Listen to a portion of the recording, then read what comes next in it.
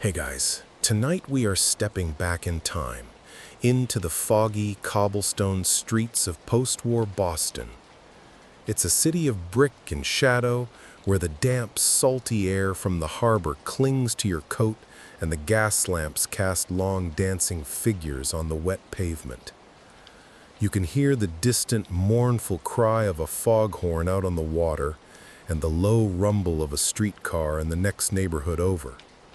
It's a world of secrets whispered in smoky backrooms and plans drawn on condensation-covered windows. And you, as a new member of our little crew tonight, are about to become a part of the crime of the century.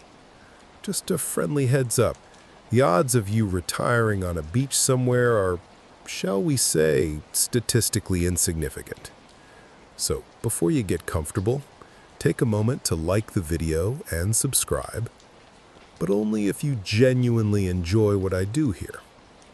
I'd also love to see where you're all listening from tonight. Go ahead and drop your city or country and the local time in the comments below.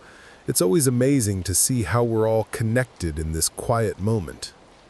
Now, dim the lights, maybe turn on a fan for that soft background hum, and let's ease into tonight's journey together.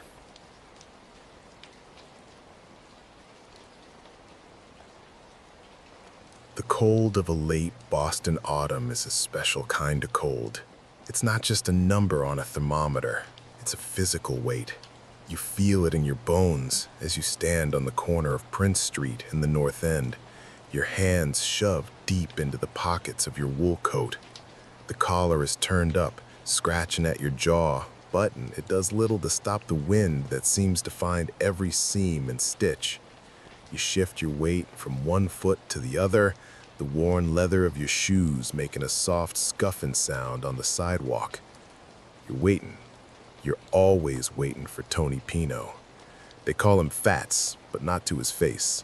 To you, he's just Tony, the man with the idea. You watch the steam rise from a manhole cover, catching the light from a nearby tavern window and swirling like a restless ghost. Inside that tavern, you know the air is thick with the smell of stale beer, fried fish, and cigar smoke. But out here, the air is clean and sharp, tasting of salt and impending winter. A car, a heavy, dark-colored sedan, pulls up to the curb, its engine a low, contented burble. The passenger door creaks open. That's your cue. You slide in, bringing the cold with you. The inside of the car feels impossibly warm, the worn upholstery soft beneath you. Tony is at the wheel. He doesn't look at you, just stares ahead through the windshield, his large hands resting calmly on the steering wheel. He's a big man, his frame filling the driver's seat, but he moves with a surprising quietness. "Cold one," he says, his voice a low gravel. It's not a question. You just nod, your eyes adjusting to the dim interior. In the back, you can see the silhouettes of two others, Jazz Maffey and Vinny Costa.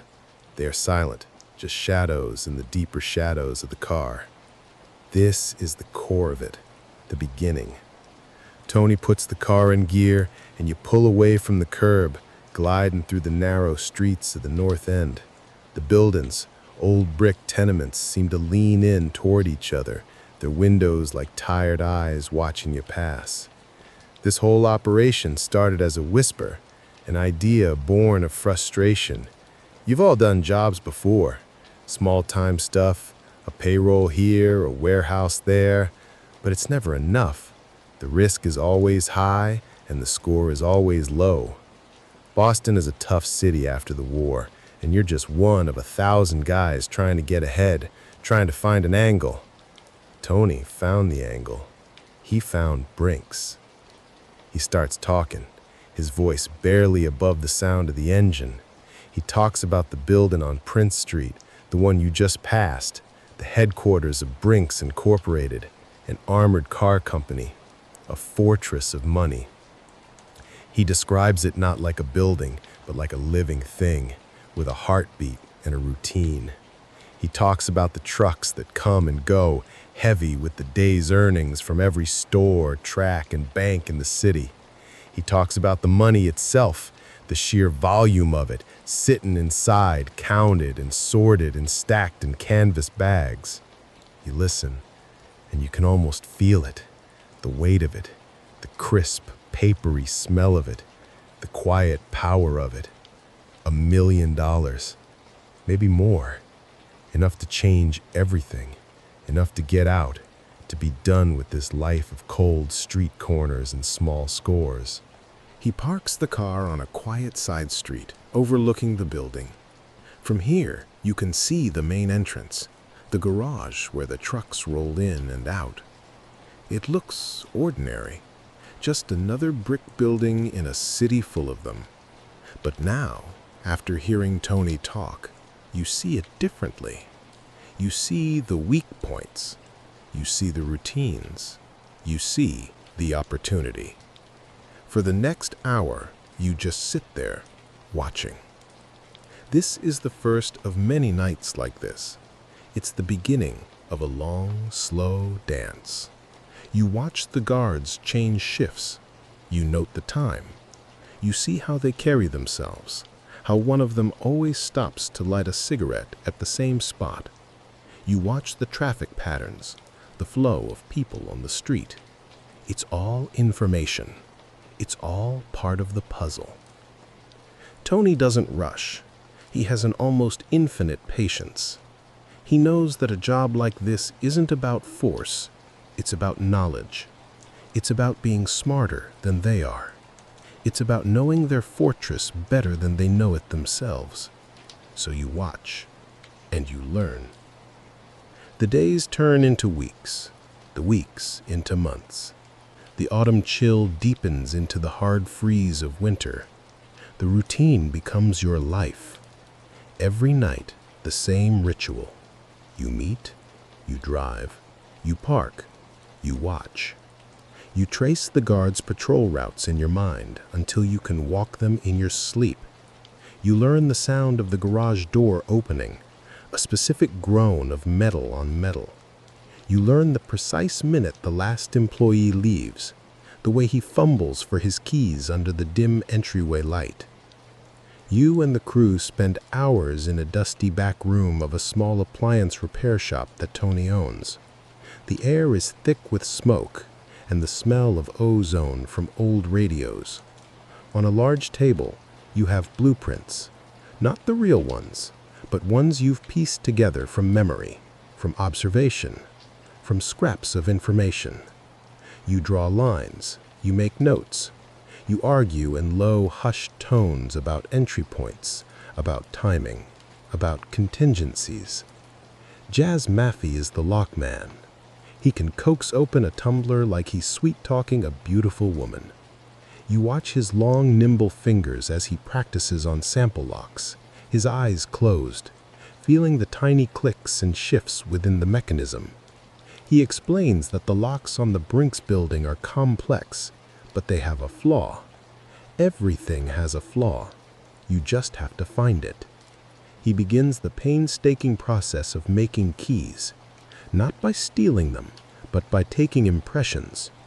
One of the crew, Joe McGinnis, gets a job at a diner nearby, a place where some of the guards eat. He befriends one, gets a look at his keys, just for a second.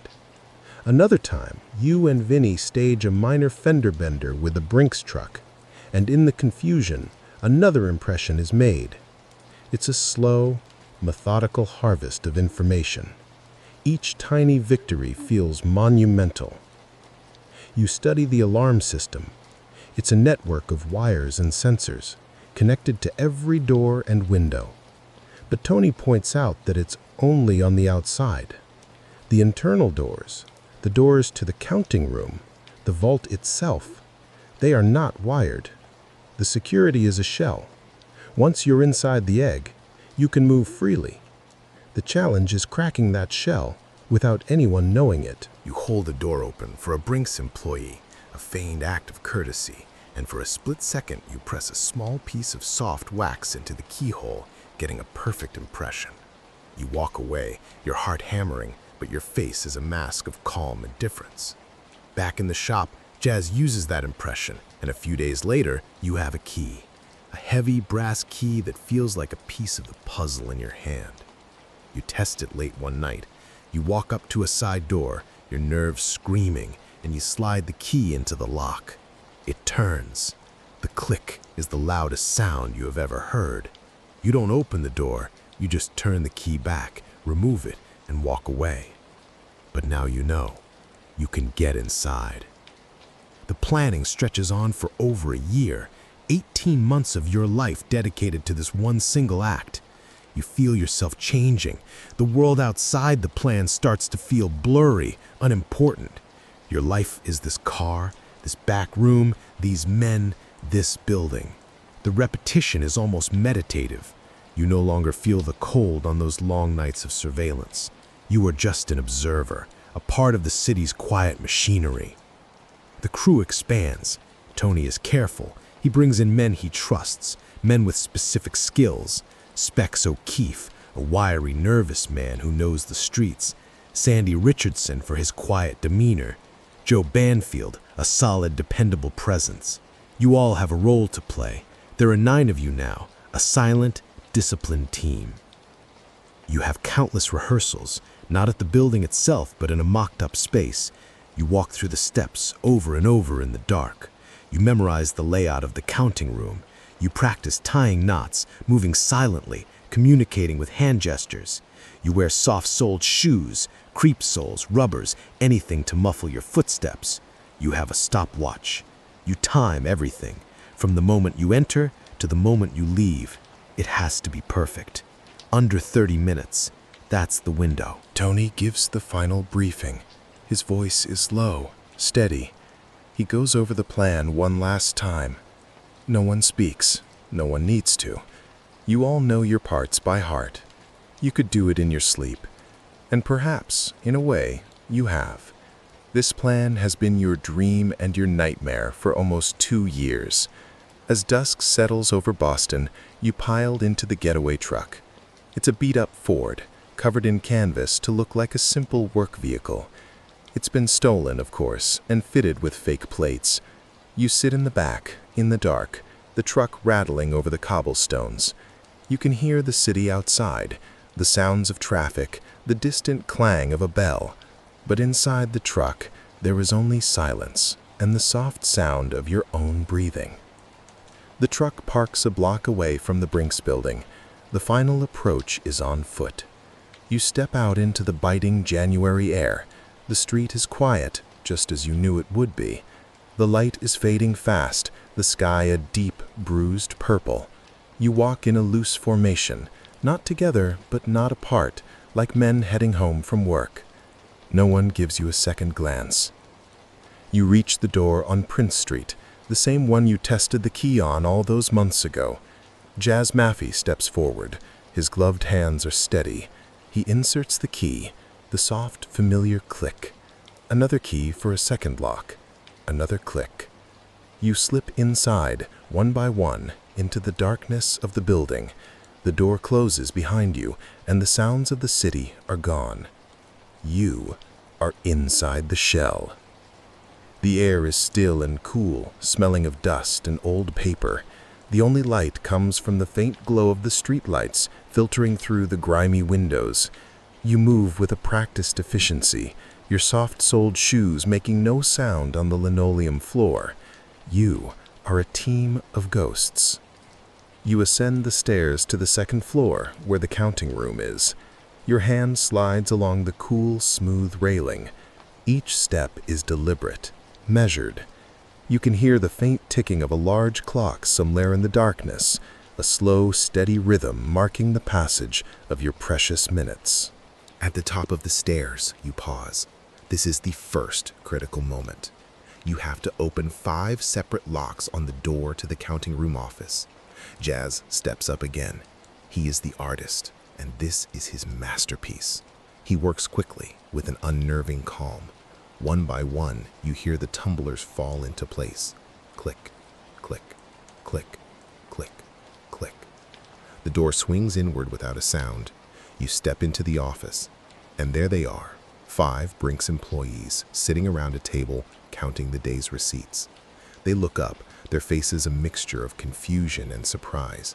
They see you, 9 figures in dark coats and grotesque masks, and the confusion turns to fear.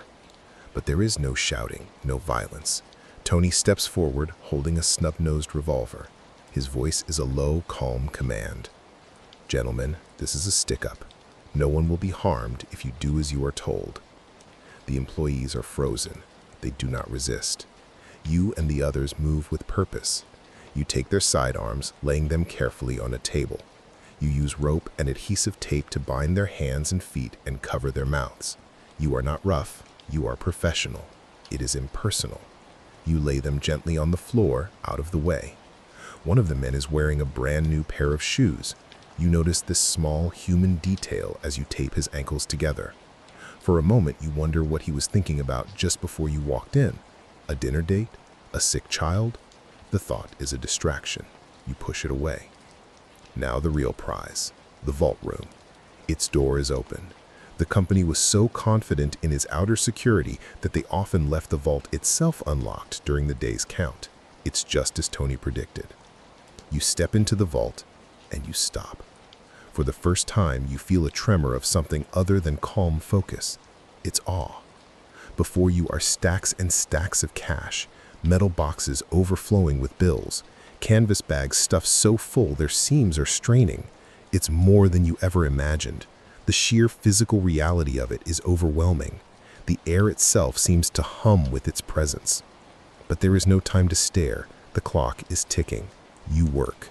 You fill the large canvas bags you brought with you. You work in pairs, a human chain of motion.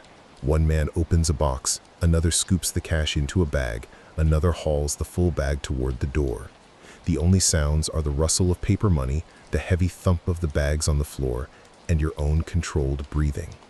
You take everything, cash, checks, money orders. You empty the boxes, the drawers, the bins. You leave nothing behind. The weight of the bags is immense. It takes 2 of you to carry each one. You feel the strain in your back, your arms, your legs. This is the weight of your future. 25 minutes. That's how long it takes. You've done it. You move back out into the office. The 5 employees are still on the floor, quiet. You take their hats from the coat rack and place one on each of them. It's a strange, almost gentle gesture. A final touch. Then you are gone. You move back down the stairs, carrying the heavy bags between you. The weight is incredible, a dead, cumbersome burden. You slip back out the side door, into the cold Boston night. The street is still empty. You load the bags into the truck, the vehicle groaning under the new weight. You get in, the doors close, and the engine rumbles to life. As you pull away, you look back at the Brinks building. It's just a dark shape against the night sky, silent and unassuming. No alarms are ringing, no lights are flashing. No one knows. You have slipped in, taken a fortune, and slipped out. A perfect crime. The ride back is silent. The elation you expect to feel isn't there. In its place is a deep, bone-weary exhaustion and a humming, nervous energy. You drive to a warehouse in Roxbury. Inside, you dump the bags onto the floor. The sound of over $2.5 million hitting the concrete is a dull, unsatisfying thud. You all stand there for a moment, looking at the pile of money. It's a mountain of canvas and paper. It doesn't look real. It's an abstraction, a symbol of what you've done. Tony directs the split. Each of the 9 active members will get an equal share. 2 other associates who helped in the early stages will also get a cut. You divvy it up, a massive pile for each of you. Your share is over $100,000, an unimaginable sum. The plan now enters its most difficult phase, the waiting. Tony is adamant, no one spends a dime. Not yet. The heat will be immense. The police, the FBI, they will tear the city apart looking for this money. You have to be patient. You have to let things cool down. The statute of limitations for this crime is 6 years. If you can stay hidden, stay quiet for 6 years, the money is yours, free and clear. You take your share. You hide it. In the walls of your apartment, in a safety deposit box under a false name, buried in a metal box in the woods. Every member of the crew does the same. You go back to your old lives. You drive your old cars. You wear your old clothes. You go to your same low-paying jobs. You are rich men, living the lives of poor men. The days that follow are a strange mix of triumph and terror. The news is electric, the Brinks Job, they call it, the crime of the century. The papers are filled with stories, with theories, with astronomical figures. The police are baffled. There are no clues, no fingerprints, no witnesses who saw anything useful. You and your crew have become legends, ghosts. You read the stories with a secret smile, a deep satisfaction. But underneath it is a constant, gnawing paranoia. Every knock on the door makes your heart leap into your throat. Every police siren in the distance feels like it's coming for you. You watch your friends, the members of the crew, from a distance. You look for any sign of weakness, any change in behavior, a new car, a fancy suit, a careless word spoken in a bar. Any one of them could be the weak link that brings it all crashing down. Months turn into a year, then 2. The heat begins to die down, but it never goes away completely. The FBI is relentless. They interview every known criminal in New England. They follow leads that go nowhere. They post rewards, but they have nothing. The waiting grinds on you. The money is a heavy secret. It sits in its hiding place, a constant temptation, a constant reminder of the risk you took. You dream of it. Sometimes you dream of spending it, of the freedom it will buy. Other times you dream of it being found, of the long prison sentence that would follow. The crew begins to fray. The bond of the heist is replaced by the suspicion of the aftermath. Little arguments fester. Old grudges resurface. Specs O'Keefe is a particular problem. He's flashy. He's careless. He wants his money. He gets into trouble with other criminals, racking up debts. He needs his share of the loot to pay them off. But the rest of the crew, led by Tony, refuses. It's too soon, too risky. The pressure builds on Specs. He's arrested for another, unrelated crime. He's facing a long time in prison. The other criminals he owes money to are putting pressure on him, threatening him. He's cornered. You hear the news through the grapevine, a cold knot of dread forming in your stomach. Specs is talking. He's made a deal. He's telling the FBI everything in exchange for protection and a lighter sentence. It's over. The end comes just before the statute of limitations is set to expire. 5 years, 11 months, and some odd days after the perfect crime. So close. They come for you in the early morning, when the sky is still gray and the world is quiet. You've been expecting them for so long that when the heavy knock finally comes, it's almost a relief. You don't resist. You know the story. You know the evidence Specs has given them. They found the truck. They found tools. They have the confession. They arrest 8 of you, the perfect crew, undone by a single loose tongue. Only one member, the man who drove the getaway truck, is never caught and dies a free man. The rest of you are paraded before the cameras, your faces finally revealed to the world. You are no longer ghosts. You are just men, looking tired and defeated. The trial is a sensation, but the outcome is never in doubt. You are all found guilty. The sentences are long, life in prison. As you sit in your cell, The years begin to blur together. The world outside moves on. The money, most of it, is never recovered. It remains hidden, a lost treasure, a Boston legend. You have plenty of time to think.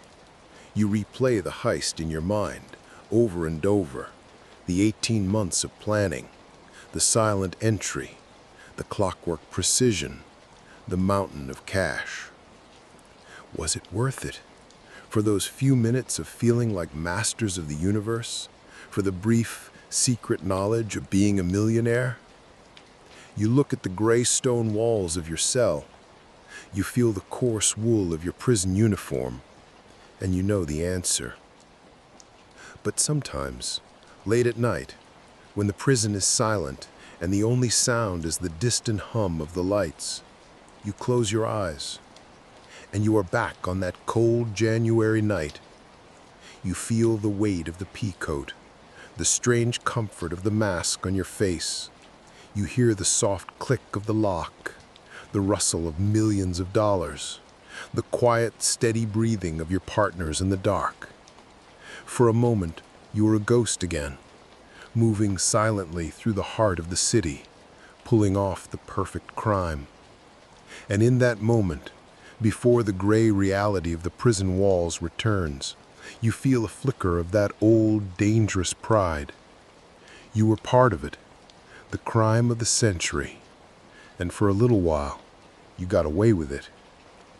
You drift off to sleep, not in your cell, but back in the quiet, expectant darkness of that getaway truck.